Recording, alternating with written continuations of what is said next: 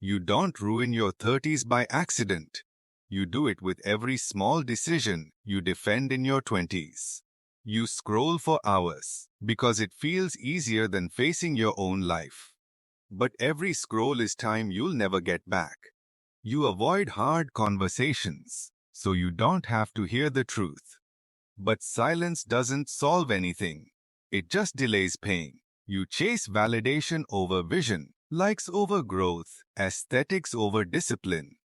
Then wonder why everything feels fake. You say you'll change later. But later always turns into regret. You keep people around because they're comfortable, not because they're good for you. And slowly, you become a reflection of people you never wanted to be. You're not lazy. You're just terrified of who you could become if you actually tried. And the worst part, you won't even realize you've ruined it until it's already gone.